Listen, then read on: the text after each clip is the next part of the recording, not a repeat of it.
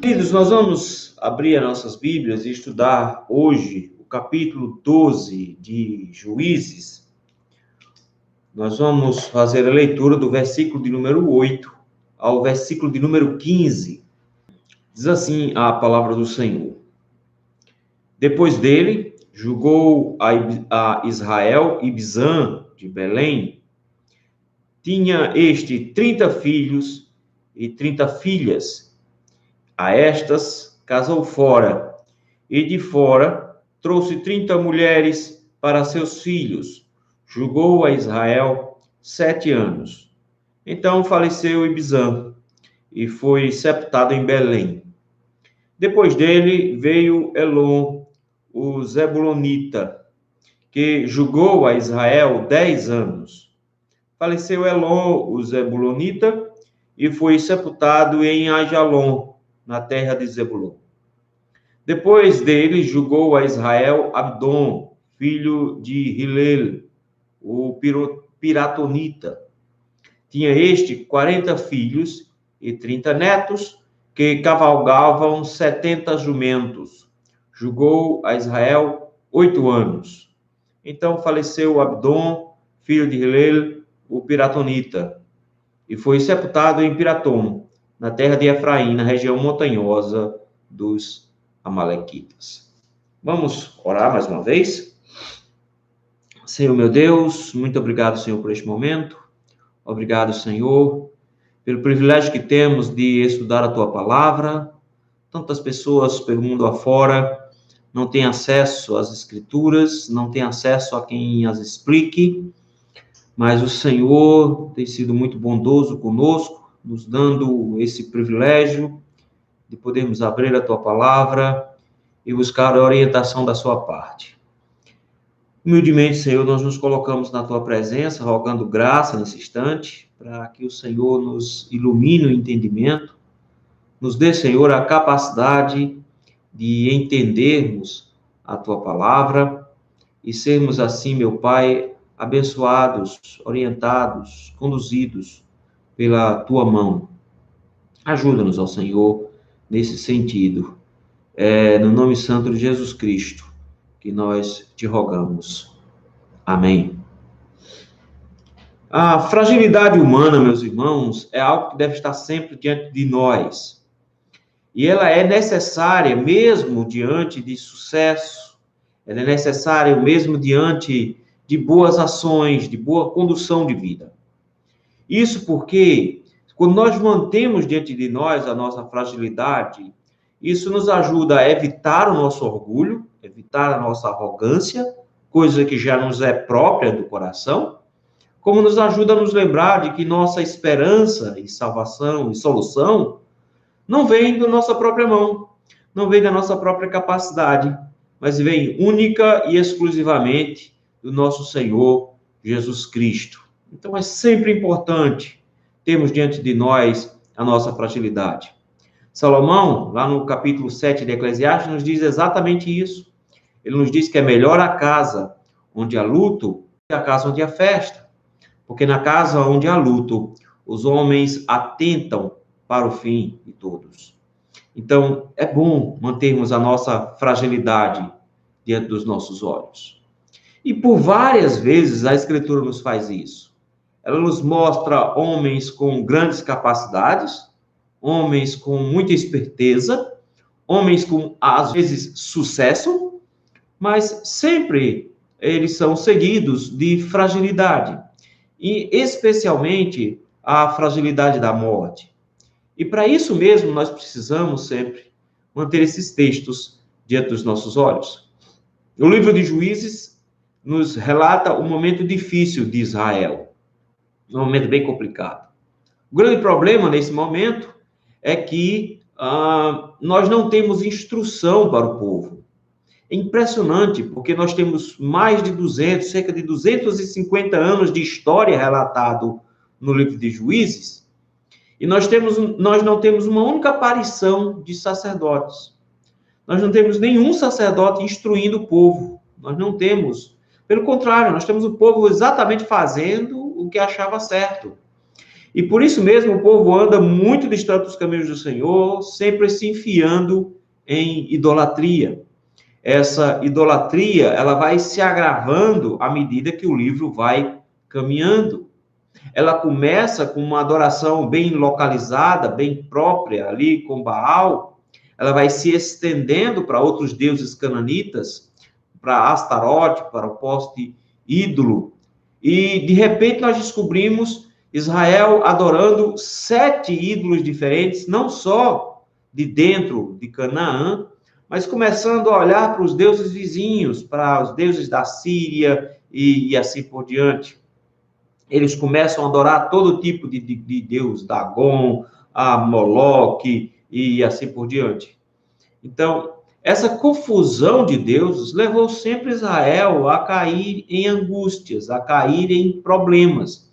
Porque quando Israel quebra a aliança, Deus mantém a aliança. E entre as bênçãos da aliança, existiam muitas maldições também. E entre as maldições da aliança, nós temos Israel sendo condenado a sofrer na mão de inimigos. E não é diferente nos textos que nós temos estudado nos últimos meses. O que aconteceu é que, no capítulo de número 11, Israel de novo estava sofrendo, debaixo dessa vez na mão dos amonitas.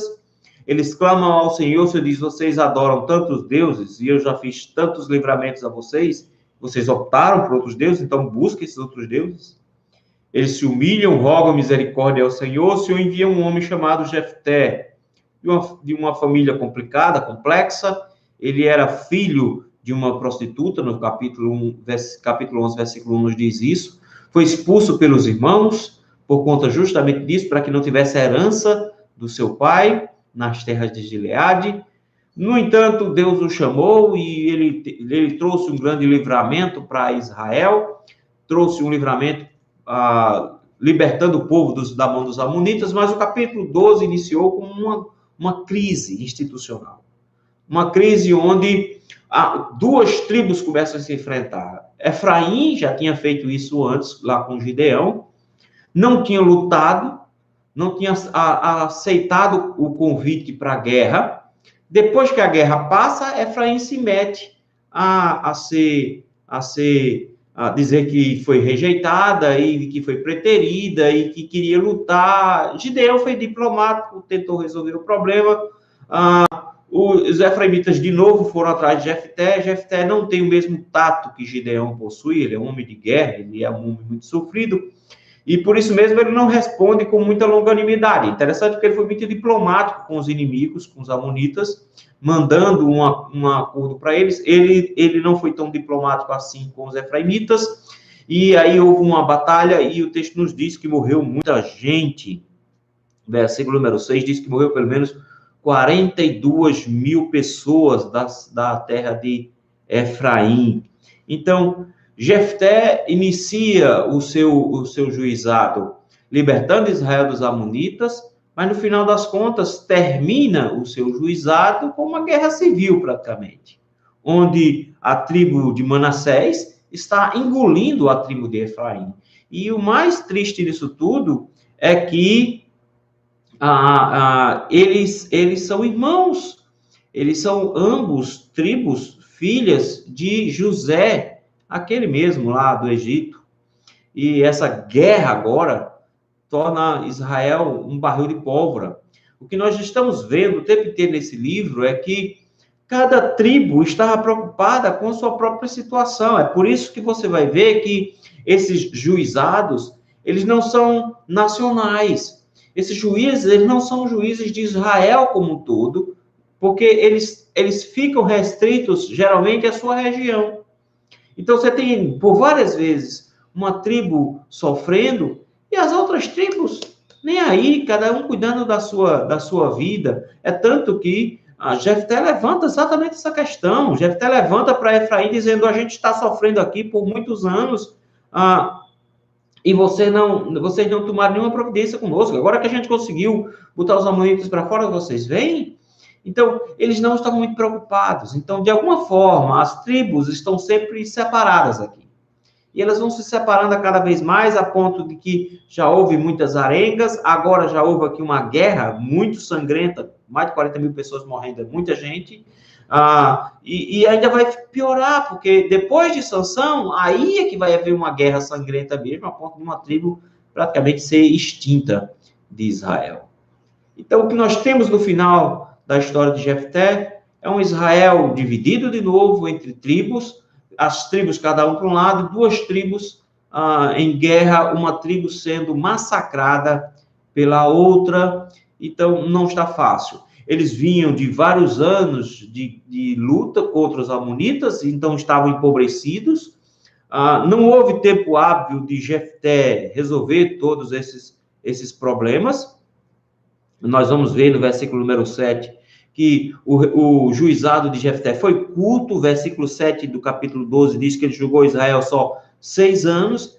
6 anos foi tempo suficiente para ele livrar Israel dos amonitas e causar um grande estrago na tribo de Efraim, mas não era tempo suficiente de restaurar, primeiro, a economia de Israel, segundo, para restaurar a paz em Israel. Próximo juiz que nós vamos ver, a partir do capítulo 13, é o juiz mais famoso que tem, é o juiz chamado Sansão. Mas a estrutura de Israel já mudou bastante até lá, porque nós temos um período aqui interessante, do versículo 8 ao versículo 15, onde nos fala que houve outros 3 juízes em Israel, entre Jefté e Sansão. De novo, nós temos juízes cuja história é muito culta. Nós tivemos um juiz lá atrás, onde o único versículo descreveu toda a história dele. Lá no capítulo número 10, nós temos mais 3 juízes, e agora nós temos mais 3 juízes. Juízes cuja história é muito pequena, muito reduzida, mas que de alguma forma aponta para alguns pontos importantes que a gente deveria observar, não só para a história de Israel, não só para os juízes como um todo, para o plano do Senhor, mas para o plano do Senhor para nós também. Para o que o Senhor quer que nós observemos, fiquemos atentos a essas situações todas. O texto nos fala de 3 juízes. 2 deles, o primeiro e o terceiro, tem até um relato um pouco maior. O segundo não tem praticamente nada de informação. Mas os 3 têm algo que se repete. E eu gostaria de observar com vocês exatamente isso, sobre a fragilidade dos homens diante dos planos de Deus, e como Deus tem sempre planos melhores do que os nossos. O versículo número 8 inicia contando-nos a história de um juiz chamado Ibzan. O nome Ibzan significa alguma coisa próxima de brancura. A gente não sabe por que esse nome foi dado a ele, mas de cara logo nos diz que esse homem é de Belém. O texto diz assim: depois dele julgou a Israel Ibzan de Belém. Israel tinha duas cidades chamadas Belém. Existia uma Belém, da região de Judá, nós conhecemos muito bem, foi a cidade onde Jesus nasceu. Existia uma outra Belém na região de Zebulon. É interessante porque o versículo 11 vai falar de um outro juiz chamado Elon, que é da região de Zebulon. Então, muitos comentaristas ficam confusos aqui para descobrir qual é a Belém que o texto está falando. Se é a Belém de Zebulon ou se é a Belém de Judá. Como o texto não faz nenhuma referência a Belém de Zebulon, se presume que seja a Belém mais conhecida, que era uma cidade que ficava próxima da região ali de Jerusalém, na parte baixa, dentro da tribo de Judá. Então, vejam, pela segunda vez o Senhor levanta alguém da tribo de Judá. Ele levantou lá no início da tribo de Judá, logo no capítulo de número 1. Se você for dar uma espiada lá, ao levantar Otiniel é justamente da tribo de Judá, e foi o melhor juiz que teve em Israel. Dele não é destacado nenhuma falha, nenhum erro. Ele é parente de Caleb e trouxe para Israel um período bom de vitórias, um período bom de de prosperidade para Israel. E de novo nós temos aqui alguém de Judá, um homem chamado Ibizan. Qual é a grande característica de Ibizan? Interessante, porque aqui há um contraste muito grande entre Ibizan e Jefté. O texto vai nos dizer, no capítulo de número 11, que Jefté tinha apenas uma filha. E ainda para piorar, devido a um voto louco que ele fez, nem essa filha pôde ter filhos. E aí, então, nós temos um homem que não tem geração, um homem que não tem continuidade. A história da família de Jefté se encerra com Jefté, porque, na verdade, a única filha que ele tinha não produziu filhos para ele. Aqui não, o versículo número 9 nos diz que a grande característica de Ibizan é a quantidade de filhos. E o texto nos mostra pelo menos 4 aspectos interessantes com relação a Ibizan. Primeiro, o texto nos diz assim, que ele tinha 30 filhos e 30 filhas. É muita gente. O texto vai de cara nos dizer que ele tinha 60 filhos. Imagina, passou algum 2, 3 hoje, já está com as 2 mãos na cabeça para criar. Esse cara tinha 60. Então, de cara, ele tinha uma família próspera. O que tudo indica, esse homem, então, não era pobre. Esse homem era um homem que tinha uma certa condição financeira e que essa condição financeira dava a ele a condição de ter uma família ampla, uma família grande. Mas olha como ele foi duplamente abençoado. Porque primeiro ele foi abençoado com uma família grande. Segundo, ele foi abençoado com uma família bem organizada, digamos assim, em casais. Olha só, ele tinha 30 filhos homens e 30 filhas mulheres. Olha, para quem tem um casalzinho em casa, como é o meu caso, sabe como isso é interessante. Tenho alguns irmãos que têm muitos filhos, 2 deles só têm homens, um deles só tinha menina, e agora nasceu o menino. E foi de uma felicidade só, porque de repente ter casais em casa. Eu venho de uma família onde nós tínhamos casais também. Lá em casa nós também somos 4 e somos 2 casais. Eu tenho outro irmão e tenho mais 2 irmãs. Então, de casal eu entendo. E aqui em casa também, a gente tem um casal também. Mas, cara, comparado ao meu casalzinho e os 2 casais que meus pais tiveram, ter 30 casais é uma coisa absurda. E ele conseguiu juntar 30 de um, 30 de outro. 30 casais. E isso aqui é muito bonito de se ver que aconteceu na história da família de Ibizan. Então, veja que já é um homem duplamente abençoado. É um homem muito abençoado porque tem uma família grande e é um homem muito abençoado porque tem uma família de casais. Sempre em duplazinha assim, meninos e meninas. Mas ele tem uma preocupação que nos leva a um terceiro aspecto aqui, então, dentro desse relato de Ibizan. O texto diz que ele tinha uma preocupação em casar esses filhos todos. E isso aqui era uma coisa muito importante para um judeu. O judeu entendia que tinha algumas obrigações com relação aos seus filhos. Entre as obrigações que ele tinha com relação aos seus filhos, em primeiro lugar, ele tinha que ensinar essa criança a ler para ele poder ler a Torá. Então, uma das coisas que um pai judeu primeiro se preocupava era que os seus filhos soubessem ler para ler a Bíblia. Essa era a preocupação principal.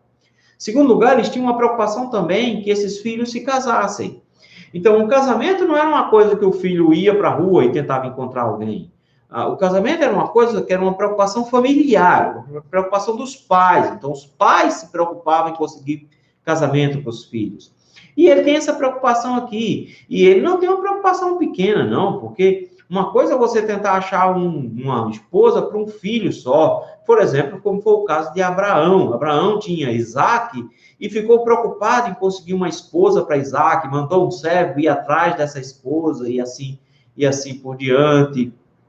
Então, encontrar uma esposa para um filho já era um problema para Abraão. Agora, imagina encontrar uma esposa para 30 filhos e um marido para 30 filhas. Foi isso que ele tinha na frente. Ele tinha que encontrar para casar todo mundo. Ele queria todo mundo casado. Mas aí vem um relato interessante. Porque o texto nos diz que Ibizan conseguiu.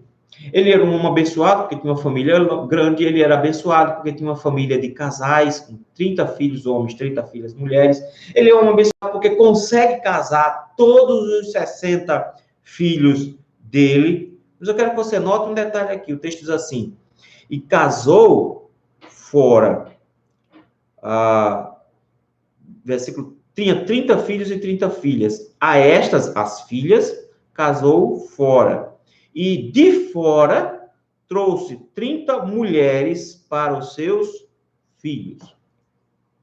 Então, ele tinha dificuldade para arranjar marido, para as meninas, e esposa para os rapazes, mas o texto para dizer por duas vezes.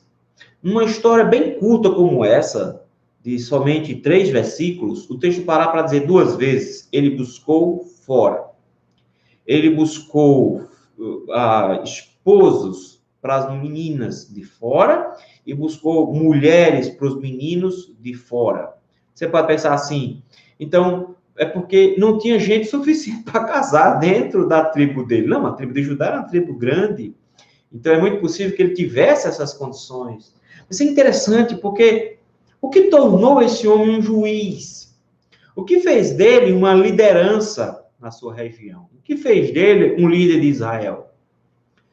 O texto não dá a ideia de que ele casou os seus filhos e suas filhas com pessoas de outras nações. Não é essa a ideia. Porque se fosse isso, o texto deixaria muito claro.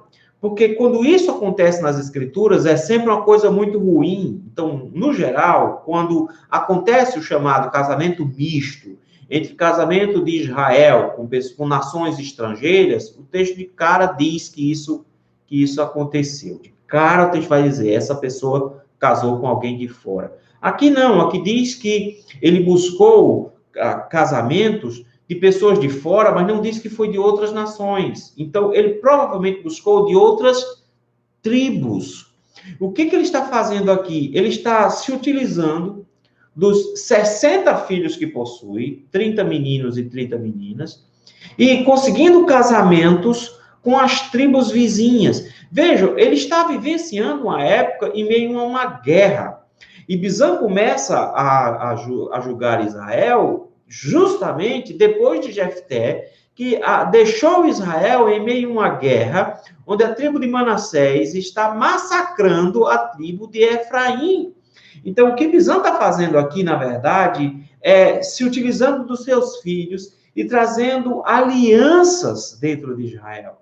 Quando ele, de Judá, expande alianças para outras tribos, casando os filhos dele, da tribo de Judá, com outras tribos, ele está ao mesmo tempo juntando e fazendo alianças. Isso torna Ibzan um juiz em Israel. De novo, Judá é o centro que une Israel como todo. Judá é um centro de aliança. De Judá surge agora uma aliança que vai unir Israel e encerrar uma série de batalhas. As tribos que estão tão separadas, Judá é o fator unificador aqui. Ibizan faz isso. Ibizan junta todo mundo. O especial nisso tudo é que também de Judá viria no futuro a Jesus Cristo, aquele que de Judá, por meio de uma aliança eterna, iria unificar todos os seus filhos. Agora, não só uma unificação entre as tribos de Israel, mas uma unificação entre os filhos de Deus espalhados pelo mundo inteiro, de forma que ele junta ovelhas não só do aprisco de Israel, mas ovelhas que também estão em outros apriscos, de forma que nós agora formamos um único povo por meio da aliança que nós temos por meio de Jesus, que veio de Judá. Judá como centro unificador de Israel. Agora, em Cristo, Judá é o centro unificador de todo o povo de Deus, não numa aliança de casamento, onde os filhos são entregues como casamento, mas numa aliança também de casamento, onde todos nós somos a noiva de Cristo, o leão da tribo de Judá. Mas como todas as vezes acontece com um juiz em Israel, o final da história de um juiz em Israel é sempre marcado por duas palavras. Como está, por exemplo, no versículo número 7. Jefté, o gileadita, julgou Israel 6 anos e morreu e foi sepultado numa cidade de Gileade. Todo juiz, no livro dos juízes, termina com a mesma prerrogativa. Morreu e foi sepultado. O texto vai nos mostrar algumas coisas importantes aqui. Primeiro, não existe mais juizados longos. Não é diferente de juizado que já teve 40 anos de juizado. Agora não. Jefté foram somente 6 anos. Ibizan, o texto nos diz que foram 7 anos. Elon ainda teve até muito, 10 anos, no versículo 11. O Abdon foram somente 8 anos. Então, nós temos um período muito curto aqui, muito curto mesmo, com 3 juízes. E o que aconteceu? Ele julgou Israel por 7 anos e faleceu no versículo 10. Faleceu Ibizan e foi sepultado em Belém. Os juízes daqui, meus irmãos, podem fazer grandes coisas. Os juízes daqui podem implementar planos interessantes. Eles podem ser alguém abençoado, a ponto de ter uma grande família, uma família bonita, com casais, com filhos, homens e mulheres. Eles podem ser muito estratégicos, a ponto de trazer união para Israel em meio a guerra, se utilizando de alianças de casamento para fazer isso, mas esse juiz morre e esse juiz é enterrado. Os juizados são curtos, para nos mostrar que, diante das deficiências, debilidades e limitações dos homens, mesmo que eles nos dêem um vislumbre de um juizado bom, eles só podem nos apontar para um juizado perfeito, porque esses juízes morrem e são enterrados. E nós precisamos ficar na expectativa de um juiz que morreu e que também foi sepultado, mas que ressurgiu ao 3º dia. Ibizan é aquele que de Judá traz união para Israel em meio a casamentos, mas que morre no final. Cristo é o juiz da tribo de Judá, que traz união a Israel de Deus por meio de um casamento eterno entre ele e a sua igreja, que também morreu e foi sepultado, mas que ressurgiu ao 3º dia. A ênfase de morte se repete no versículo 11. Ibizan é de Belém, da região de Judá, da tribo de Judá. Agora, no versículo 11, nos diz que aparece um homem chamado Elon, um homem forte, poderoso. É isso que ele é. Ele é da região de Zebulon, então ele é de uma outra tribo, da tribo de Zebulon, uma tribo importante dentro de Israel, e reinou por 10 anos. O que foi que Zebulon fez? O texto não diz. O texto não tem nenhuma preocupação em dizer o que é que Zebulon fez. Então, o texto simplesmente diz as informações pequenas. Que Elon era da tribo de Zebulon e julgou Israel 10 anos. O que ele fez? Ele provavelmente consolidou o que Ibizan fez. Ele foi um administrador, ele manteve a estrutura do que Ibizan fez. Por isso, o texto não faz questão de dizer nenhuma grande coisa que ele tinha realizado. Ele parece que ele mantém Israel em calmaria. E manter Israel em calmaria era uma coisa boa já, porque isso vai trazer prosperidade para Israel de novo. Mas o texto termina no versículo 12, de novo trazendo aquela mesma frase de antes. Mesmo que nós tenhamos um juiz, que seja um juiz bom, que não seja destacado nele nenhuma falha grave, que ele consiga manter o trabalho do juiz anterior, o texto nos diz que Elon faleceu no versículo 12. Ele também morre, e faleceu Elon, o Zebulonita, morreu, e em seguida foi sepultado. O texto nos diz que ele foi sepultado em Aijalon. É interessante porque o nome Aijalon é praticamente o mesmo nome Elon. Então, fica-se a pergunta aqui se o lugar onde ele foi sepultado ganhou esse nome por causa dele, ou se ele ganhou o nome por causa desse lugar. Mas o que a gente sabe é que o lugar onde ele foi sepultado era um lugar que tinha o nome dele, Aijalon, ou Elon. O texto nos diz que ele foi sepultado na região de Zebulon, na sua própria região. Ele não foi um desterrado, não saiu da sua terra. Ele reina, aliás, ele julga em Zebulon, morre em Zebulon, é sepultado em Zebulon. Ele é um administrador. E, ao que tudo indica, foi durante esse período de Zebulon que começou-se a aparecer em Israel um problema. Zebulon é aquele que administra, mas, ao que tudo indica, durante esse período, pelo menos alguns comentaristas fazendo uma leitura cronológica dos eventos e fazendo uma conta aqui, eles chegam à conclusão que foi justamente nesse período de Elon que iniciou-se incursões dos filisteus contra Israel. Os filisteus vão ser o grande problema de Israel no capítulo 13, mas, ao que tudo indica, foi aqui que começou as batalhas contra os filisteus, e os filisteus começaram a se expandir em direção ao território de Israel. E, ao que tudo indica, também durante esse período foi que nasceu Sansão. Então, Sansão nasce no período de Elon, juiz de Zebulon, porque quando nós chegarmos no capítulo 13, vai contar a história do nascimento de Sansão, e aí então, dentro do nascimento de Sansão, os filisteus já se expandindo naquela região como um todo.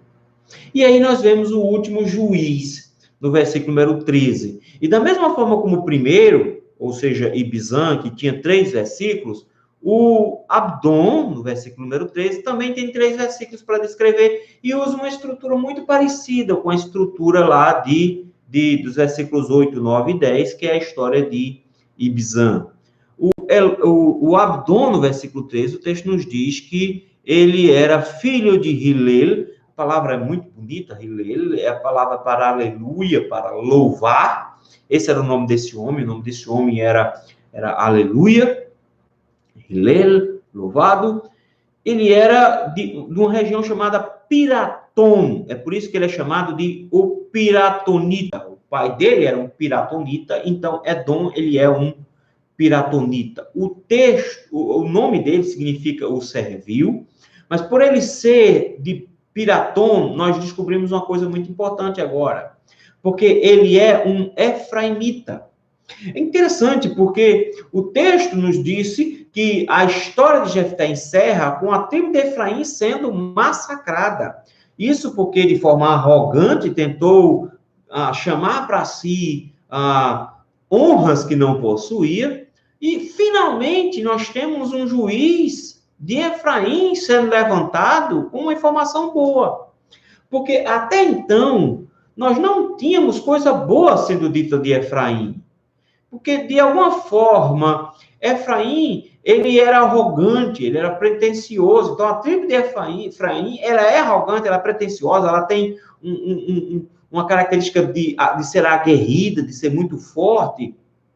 E ela realmente foi abençoada lá por Jacó, mas nós não tínhamos nenhum nome de importância, porque o último nome importante que tinha saído de Efraim tinha sido Josué, lá atrás. Josué, que era da tribo de Efraim, que foi alguém importante. De lá para cá, não apareceu nenhum nome importante, principalmente não apareceu nenhum nome bom. O último nome que apareceu de Efraim foi um camarada chamado Abimeleque, lá atrás, lá no capítulo número 9. Você pode dizer, não, mas, pastor, Abimeleque era filho de Gideão.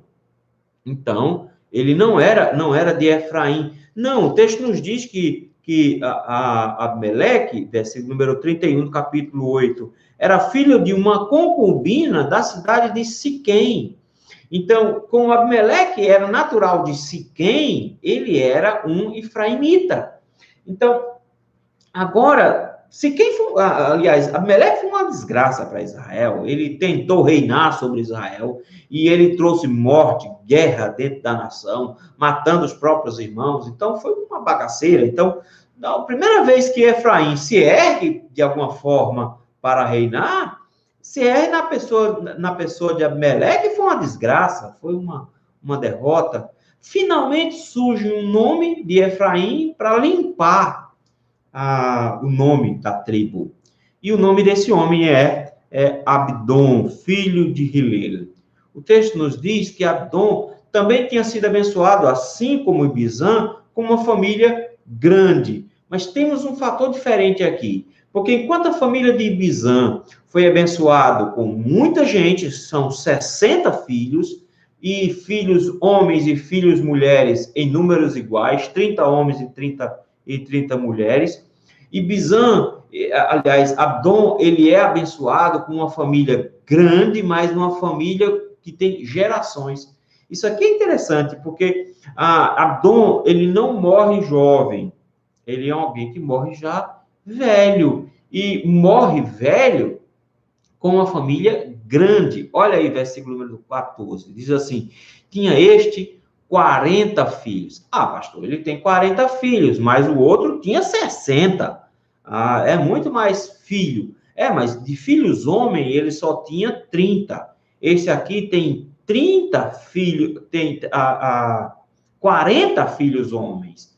E esses filhos homens casados geraram 30 netos. Então, Abdon, ele é um juiz em Israel com idade. Porque esse homem agora tem uma família forte, uma família poderosa. Lembrem, a tribo de Efraim era conhecida justamente por ser uma tribo aguerrida, uma tribo de guerreiros, e que se orgulhava de ser guerreira. E o texto nos diz que ele tem 40 filhos homens e, além disso, 30 netos desses 40 filhos. E ainda acrescenta uma terceira informação, de que eles cavalgavam 70 jumentos. Aqui. Por que essa informação é importante? Se você for parar um pouquinho para pensar, lá no capítulo 10, o texto tinha nos falado de um homem chamado Jair, da região de Gileade. Jair, o gileadita, ele julgou Israel 22 anos, no versículo número 3, e no versículo 4 do capítulo 10 nos diz que ele também tinha muitos filhos, ele tinha 30 filhos.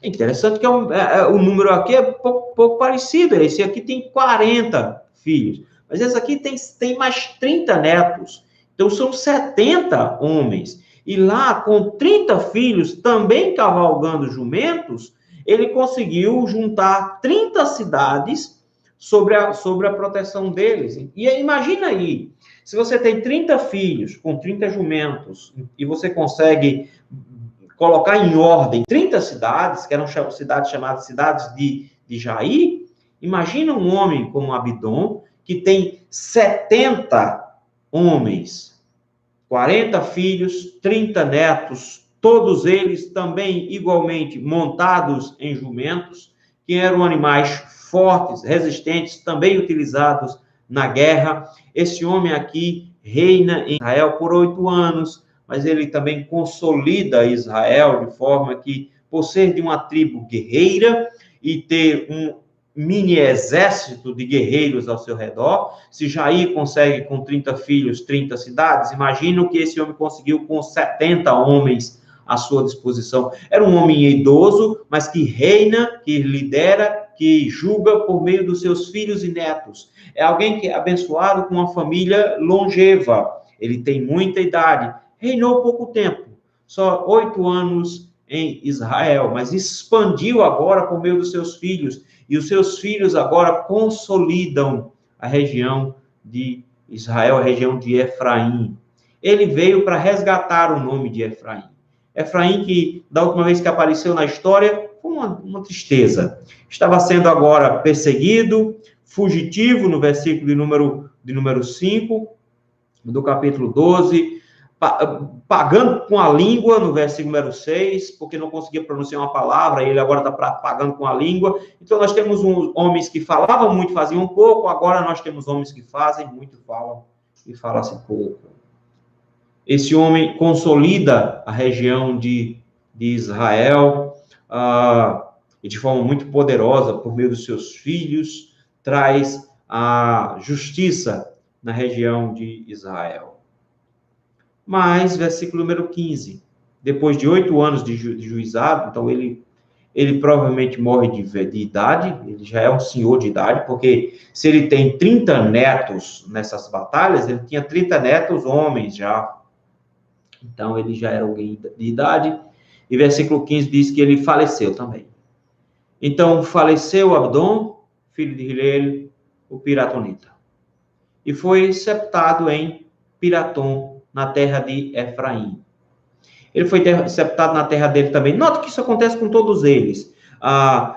Ibizan foi sepultado em Belém, de onde ele era.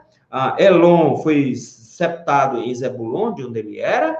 E Abdom, que era de Efraim, foi sepultado em Efraim também. Mas o texto faz uma pausa aqui para dizer que ele foi sepultado na região montanhosa dos Amalequitas. Para nos lembrar, de alguma forma, de que ele, mesmo sendo o grande conquistador, ele não conquistou territórios. Mesmo tendo um pequeno exército ao seu redor, tentando consolidar Israel, ele não expande o suficiente, de forma que ele é sepultado na região de Efraim, mas ainda lembrando que era a região dos Amalequitas, a região montanhosa dos Amalequitas. Eles ainda trazem essa mancha de ter uma região que ainda era conquistada.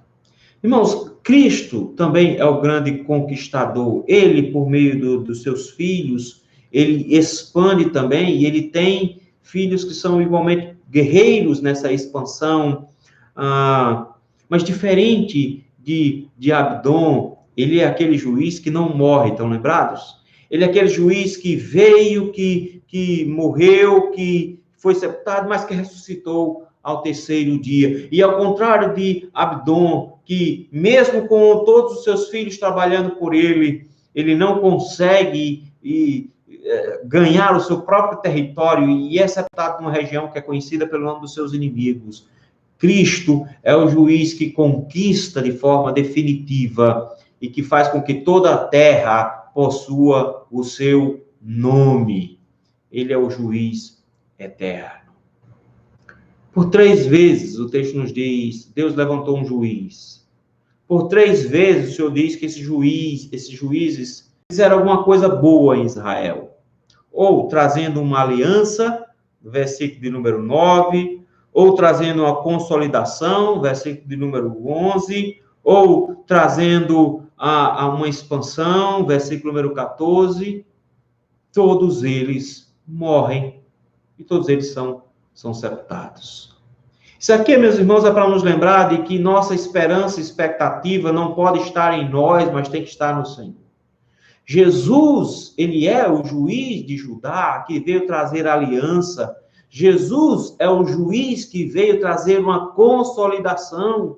Jesus é aquele que veio governar e ganhar todas as batalhas e transformar todo mundo na sua possessão, de forma que nossa esperança e expectativa não pode estar nos homens, porque por mais que os homens possam trazer algum vislumbre da graça divina, por mais que eles possam trazer algum vislumbre de uma obra que Cristo pode realizar, somente Cristo realiza a obra completa, somente Cristo pode produzir isso.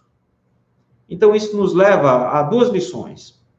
Primeira lição: precisamos manter sempre nossa fragilidade diante dos nossos olhos. É possível que a gente realize alguma coisa nessa vida? Sim, é possível. Ibizan conseguiu por meio das alianças paz. Elon conseguiu consolidar a região de Zebulon. O filho de Hilel, Abdom, por meio de uma família longa, próspera, comprida, ele conseguiu expandir. Mas todos eles morrem e são sepultados. A certeza de que os homens são frágeis. Isso nos leva a nos lembrar que nós não podemos colocar nos homens a nossa esperança. O texto nos mostra que aos poucos o Senhor está reduzindo o período dos juízes. Desde um juiz de 40 anos, agora nós temos um juiz com 7 anos, um outro com 10 anos, o outro com 8 anos só. Juizados curtos, para nos lembrar de que a nossa esperança e confiança não pode estar nos homens. Nesse período de pandemia, meus irmãos, nós temos visto o povo de Deus confiando em homens. E nós não podemos colocar a nossa confiança nos homens, por mais próximos que eles estejam, de produzir os efeitos que a gente espera que um justo produza. Então, a gente não pode colocar a confiança em homens achando que um juizado vai nos trazer justiça. Não vai. Nós não podemos confiar nem no STF, né, porque essa é a formação do STF. E se todo o STF fosse formado por pessoas boas, nós ainda não podíamos colocar a nossa esperança neles. Nós não podemos colocar a nossa esperança em juízes da terra, porque a justiça que nós esperamos não vem dos homens, vem de Deus. Nós esperamos que as Forças Armadas coloquem ordem no mundo, mas, queridos, pela guerra, por mais que se tenha 70 homens lutando, não é possível adquirir a vitória por meio de guerras, por meio de homens. Nós não podemos colocar nossa esperança em forças militares, porque se você prestar atenção, enquanto a gente coloca a nossa esperança em forças militares, são os nossos policiais que estão oprimindo o nosso povo, prendendo o nosso povo, porque está andando na rua e querendo vender alguma coisa. Ou seja, é a polícia que está ao mando de governos corruptos e tiranos que está oprimindo nosso povo. Nós não podemos colocar nossa esperança em governos militares. Nós não podemos colocar a nossa esperança em militares como se eles fossem produzir a justiça. Eles não vão produzir a justiça. Nós não podemos colocar nossas esperanças em políticos. Porque se fulano foi eleito, o mundo fica melhor. Meu irmão, você não entendeu ainda? Não é um presidente da República que vai trazer a justiça para nós, não é um grupo de deputados que vai trazer a justiça para nós, porque diante das limitações que todos eles possuem por causa dos seus pecados, nós não podemos confiar nele, nós não podemos confiar em homens em quem não há salvação. Essa lição nós precisamos aprender, porque a fragilidade dos homens está aí para nos mostrar que nós não podemos esperar salvação de homens. Nós não podemos esperar a salvação dos homens, porque todos os homens morrem e são sepultados. Nenhum deles consegue um reino perene, nenhum deles é capaz de nos dar aquilo que nós esperamos, porque nós esperamos prosperidade, paz e segurança e riqueza para sempre, mas eles nunca vão nos garantir isso. Então, meu irmão, parem de confiar em homens. Pare de confiar em juízes. Pare de confiar em militares, pare de confiar em políticos, pare de confiar em cientistas. Pare de confiar nas coisas. Porque à medida que você for confiando nessas coisas, você vai ficar o dia todo assistindo o jornal, lendo notícia e angustiando-se. Porque numa semana tem uma notícia boa, no dia seguinte já tem uma notícia ruim. Você vai ficar o tempo todo angustiado, esperando que se levante alguém que dê uma solução para o problema. E não tem. Não tem. Os homens não são o alvo da nossa confiança. Pare de confiar nos homens. Sabe por que você está tão angustiado? Sabe por que você está tão aperreado com o mundo? Porque o mundo está horrível. Sabe por que você está tão angustiado? É porque você confia em homens. E você espera que homens tragam a solução. E por mais que homens tragam soluções, as soluções que os homens trazem é sempre momentânea. Nunca será uma solução eterna. O que nos leva a uma segunda lição no texto. Aprenda a confiar em Cristo. Só Cristo pode trazer a união perfeita do povo de Deus por meio de uma aliança de casamento eterna. Só Cristo, o leão da tribo de Judá, pode juntar o povo de Deus e trazer harmonia. A harmonia não virá quando todas as pessoas forem de direita ou quando todas as pessoas forem de esquerda. A harmonia virá quando o Senhor Jesus Cristo reinar plenamente sobre nós e trouxer a união da sua família. Só quando todos fizermos partes da Igreja de Cristo, no final é que haverá união. Então, confie somente em Cristo. A consolidação, de forma que os nossos inimigos vão se esvair, é só quando Cristo reinar. Porque, enquanto isso, os nossos inimigos vão crescer. Nós não podemos confiar nos homens, nós confiamos em Cristo, porque no final das contas é Cristo que reinará plenamente e será vitorioso de forma definitiva, e toda a terra pertencerá a ele. nenhum lugar será reservado com o nome dos seus inimigos.